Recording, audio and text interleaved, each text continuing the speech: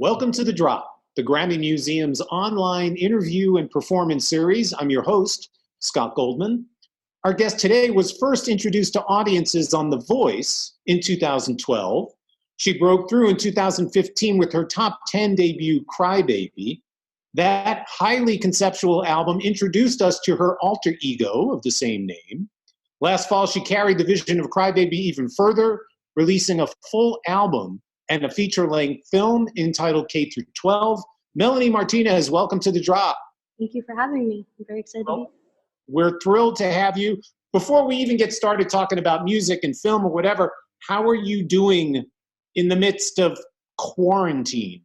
I've just been trying to stay creative, writing music. I'm working on the script and the album for my next film and album. Yeah. Great.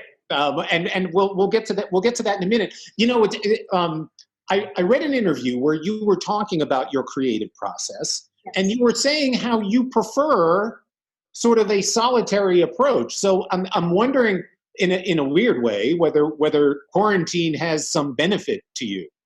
Yeah, I mean, I think all artists who are introverted like myself, find peace and comfort in being alone and isolated and being able to create in your own space and whatnot. So it's been really good. I've been, learning production. I'm not really a producer of any kind, but I'm working on it and working on just spending more time working on my craft and the different things that make me feel creatively fulfilled.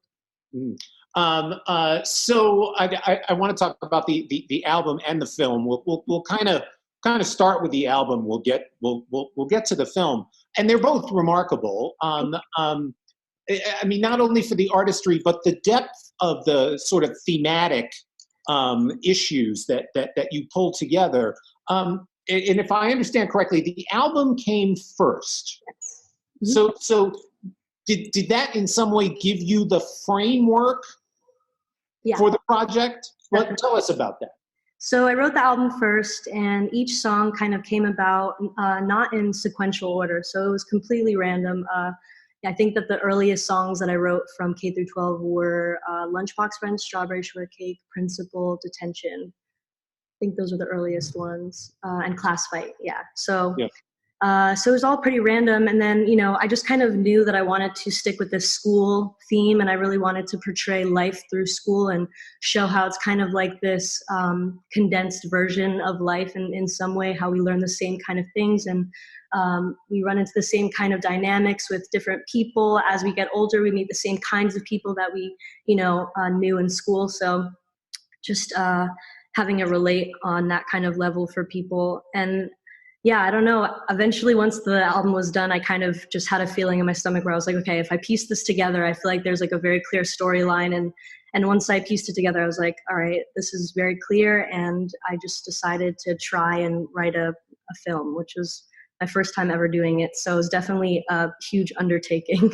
Yeah, and I have no doubt, and I want to get to that in a minute, because it's kind of remarkable. But just in the album itself and the songs, you take on some very difficult topics, whether it's bullying, eating disorders, sexual predators. These are really difficult topics. Why was it important to you on a personal level to kind of bring these issues forward? Well, I think since I was 14-ish and I started playing guitar and writing music, I knew from that moment that I was like, all right, I think it's pretty much my, it feels like it's my purpose in life or my path in life to talk about uncomfortable subjects that isn't really talked about in pop music.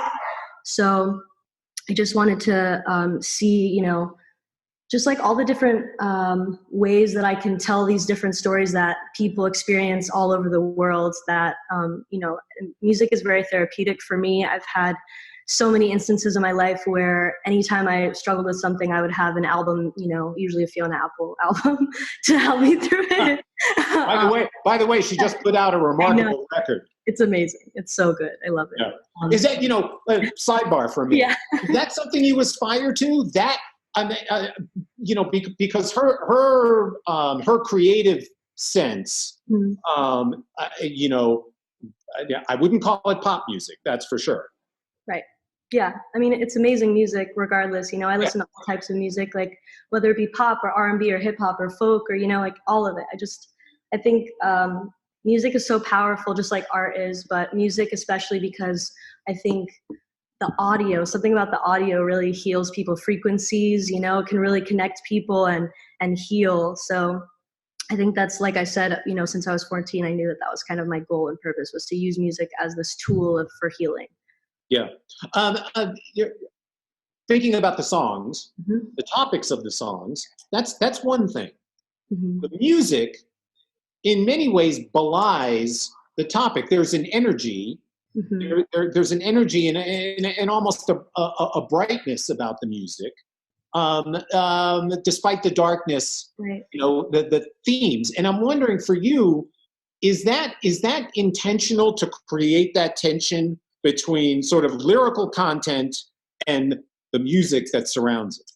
I think it's more of like the contrast is the goal. Like I always loved art that was very, I don't know, just like layered, you know, like there was all this depth and meaning, and it had, you know, like, I don't know if you know, like Mark Ryden's work, or, you know, all these people who have just like so much visual imagery that's so beautiful and so nostalgic and bright colored, and just makes you feel really warm and happy. But the subject matter is always usually really like serious or heavy or dark, you know, in some way.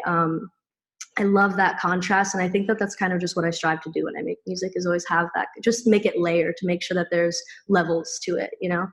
Yeah, you were talking about using music, you know, kind of as a tool to help people heal. But a lot of what you're doing in that process is really exposing a lot of yourself. Yeah. You know, being very vulnerable. Why? Why give so much of yourself in that sense? I think it's important. I mean, for me, you know, personally, I just express myself through music. And while I also use it as a tool to heal other people, I think that my first priority is always to help heal myself by releasing, you know, the depths of my emotions. So whether I'm extremely happy or extremely sad or really angry, you know, like all of these emotions, and just kind of putting them down on paper and hoping that the same way that I healed from it, hopefully someone else can listen and heal in that same way. Is there, do you have to sometimes, we all have, everybody's got a sort of an internal editor, you know, a little watchdog. Yeah. You know, do you have to battle that editor as to what's appropriate and maybe what isn't to share? I think with music, for me, I don't really think about, you know, I guess like, I don't know. I don't really put that layer up when I make music. You know, when I make music, that's when like everything is the most free, and just I could just express myself to the fullest without any limitations. So I think that it's really important to just give all of yourself when you're creating, at least just for me personally. Yeah. You know, you know, obviously in telling your story, in telling this story, you're also telling the story of other people, listeners. How important is the idea of empathy to you?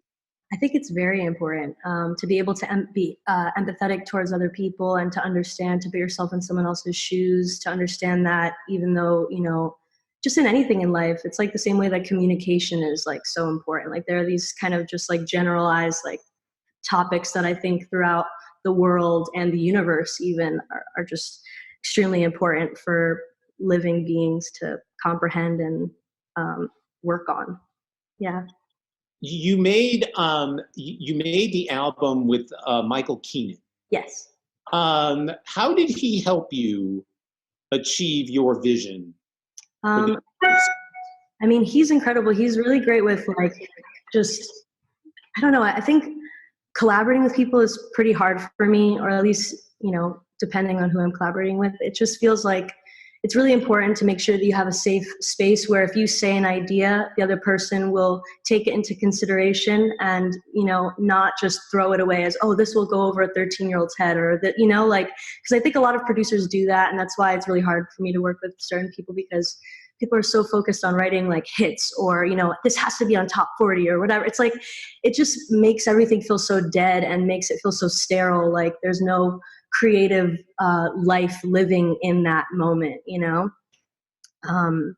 So I think it's important, like, to find people like Mikey to work with who just have a different perspective, who are able to open their minds to like other, you know, broader topics to talk about within music. To you, is that the key to collaboration? I think it's, to have someone with as equally an open mind as you have?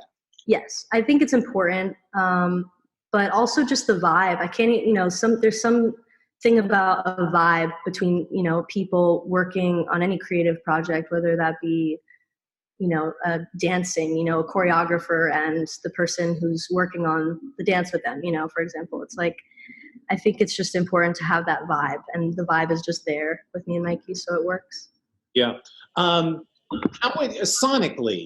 how is K through 12 different than Crybaby?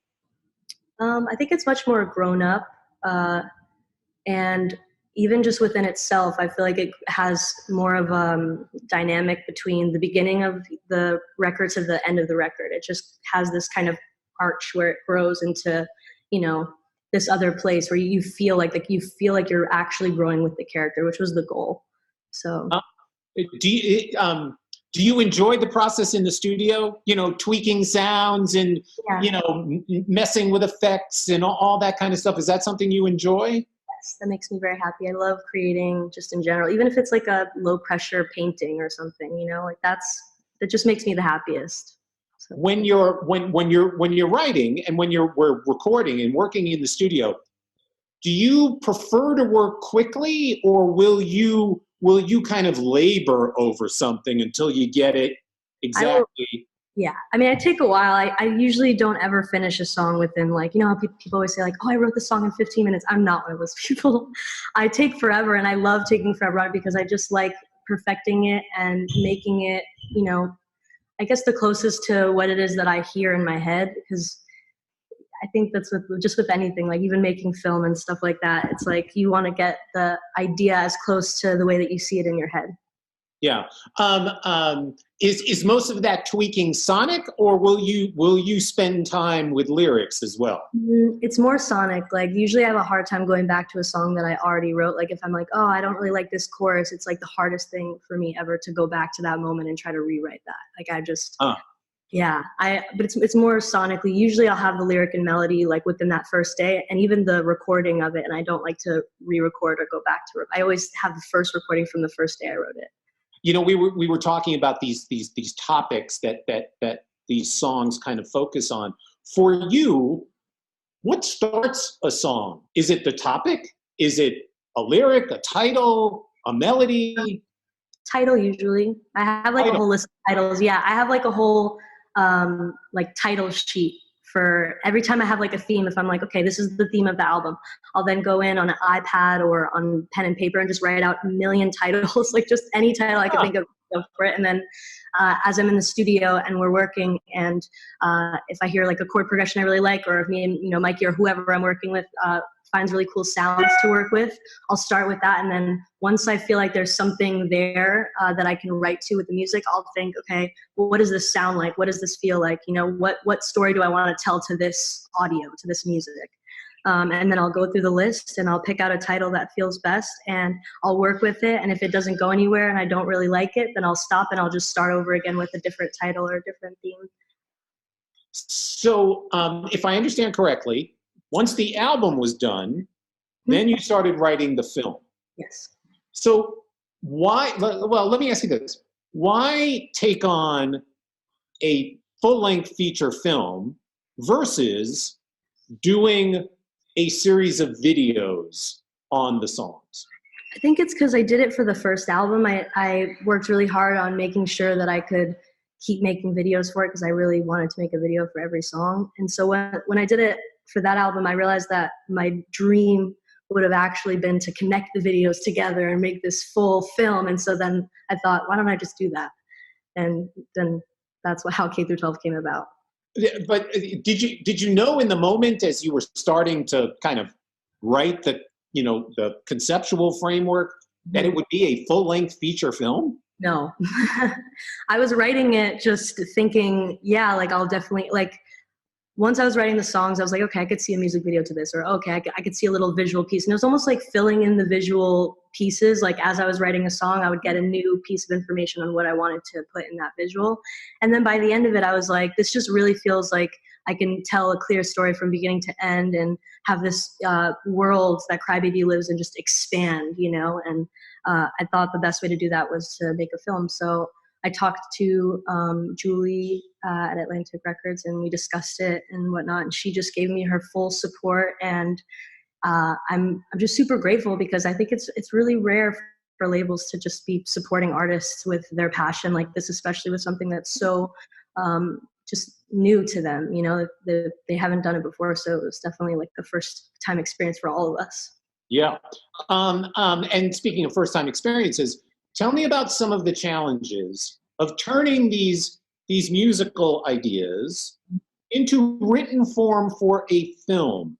You know, you were talking about how you would spend, you know, you could spend endless hours tweaking things in the studio. What was what was the writing process like? It was very interesting. Like I said, I had pieces already in my head, so I knew that like nurse's office, I knew kind of location I wanted, or you know, just different things, or what kind of like style of dance, you know, sequence, or you know, what would be happening in the story. Just little pieces that I would put down already, and then I ended up actually starting with the shot list, because I didn't know how to write a script. So that's just a little, you know, tip for anybody who wants to just learn how to write a film. Just write it, just do it, you know, like pull out Word, or I did it on Excel. I literally just opened Excel and just wrote a shot list from beginning to end on the entire film.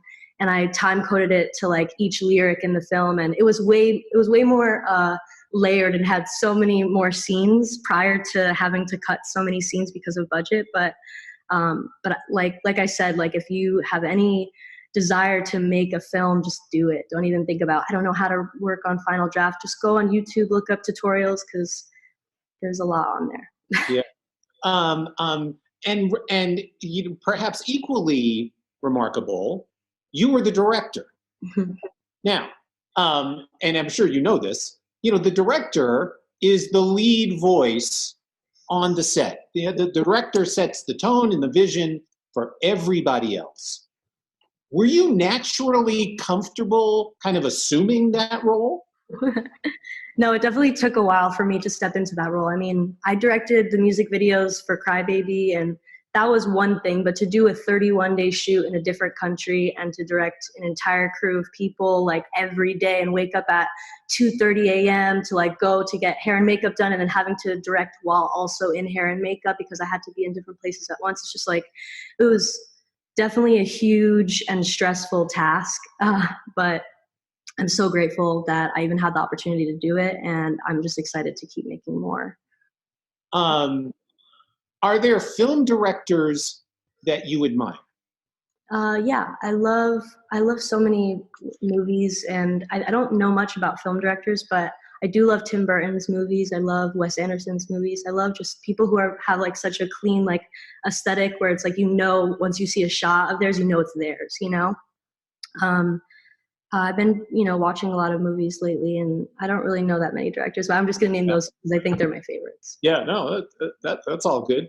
You know, going back to recording, if you're an artist and you're making music in the studio, oftentimes you have a producer who will provide feedback. Mm-hmm. You know, that relationship is very important, and will provide feedback.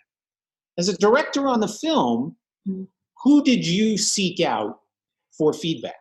I think anyone really that was, you know, that I was working with. Like, for example, you know, the producers I was working with, or I had a co-director who's amazing, who was there for half of the movie. And it was just like, there was a lot of people around who are really amazing, really brilliant, really helpful. And I also have great friends and family that I always have to, you know, help me out whenever I need an ear to listen to ideas and stuff. So I got really lucky in the people that are around me. So yeah. You know, I read something remarkable, and you have to confirm this for me. You had very significant plans, unfortunately. We had to kind of put the brakes on it for a tour, and a live visual representation of the film and the album. Mm-hmm. And I read something about your intention to enhance the experience by recreating the smell of oranges. Oh yeah, all that or stuff. orange juice. All right, you got to tell me about that. So basically, like, we did it for the tour, actually. We toured the US and we did Europe as well a couple times, but we didn't get to, I mean, well, we don't know yet if we're going to be able to, obviously. It doesn't seem like it with touring being over now. Yeah, it might be tough. Yeah, but yeah, we had scent machines. We had a few scent machines, and we had these different scents that would come on. And I really just wanted to be more immersive, you know. Like, I don't really go to a lot of live shows growing up, just because I'm really introverted, and I think a lot of my fans are like that as well. So it means a lot to me that they'll wait like in line and be in such a, like, you know, crowded area, and just a lot of them, you know, have like.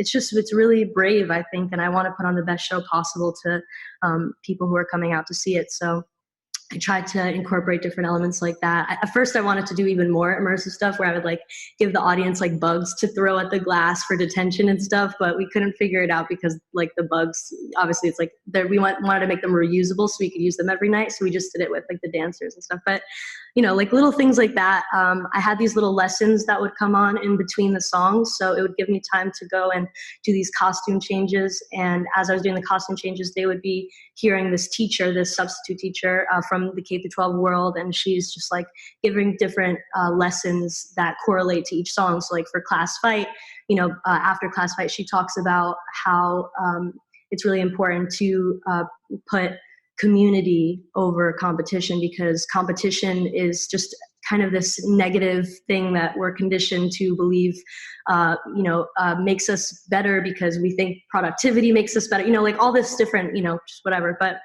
just conditioning, and trying to break down that conditioning and teach people to just look at themselves with eyes of like love, and at other people with eyes of love, where you just like, again, going back to empathy and stuff, these kind of topics that are really important to discuss and to throw in there, especially with the young audience. So, you know, you were talking about, you know, making music that heals people, that you were introverted, you know, as you were growing up. I'm wondering when you were growing up, whose music kind of healed you? Whose music did you seek solace in? I loved like Regina Spektor, Coco Rosie, Fiona Apple, so many people. What did you hear in those artists? Just storytelling, strong storytelling, being able to, I mean, different artists, I guess, provide different forms of inspiration. Like Fiona Apple, just to go back to Fiona Apple, because always, Sure. She's such an amazing storyteller, but something that really drew me to her music was that it all felt like a conversation. It just feels like something that you would say to someone, and she says it so perfectly. It's like, it just is mind-blowing to me. Like I just don't understand how she does it, but yeah, like that kind of music that's just so real and raw and genuine and just comes from the depths of someone, and you can feel that. That's the type of music that makes me just feel like healed. Yeah. You know, again, we were talking at the beginning that you're already kind of working on new material, and I read something that you've already got the next 2 albums planned out. Yeah, like when I say that, I mean like the concepts for them. So they're not done, but right. The concepts, yeah. So the concept, I'm actually already on like page 48 of my script for my next film. So that's where I'm at now with that one. And I'm actually, you know, starting with final drafts, so I don't have to go through all that. Good for you. Or yeah. Good for you. Any hints about how Crybaby evolved? She evolves. That is the hint. That's all I can say. If I say any more, it'll give it away. So I'm just going to say that Crybaby transforms and grows and evolves. And that's that. All right, fair enough. We'll wait for the next album and film. Okay, so last question. Speaking of evolution, Yes. How have you evolved as an artist and a songwriter? I think that I've evolved in many different ways. but just as a person, I think when you grow as a person and you gain a lot of different knowledge of whatever you're learning about, whether it be reading from books or actually experiencing it, which is obviously the best way to learn things. But I don't know, my life has changed so much, but also not really. Like, I'm just kind of learning how to, I guess, tap into 14-year-old me more often. I think that there was a space or period of time where I wasn't necessarily as connected to my inner child, and I feel like now, I just turned 25 the other day, and I feel more connected to my inner child and my creative self. I don't know how to explain that, but I do feel a sense of change within me that is going to be reflecting in the music and the album that people will soon see at some point. Fantastic. Well, we look forward to it. Awesome. The current album and film is called K through 12. We'll look forward to seeing you once we're all kind of let out of jail here. We'll look forward to seeing you out on tour. Melanie Martinez, thank you so much for joining us today. So much. Thank you.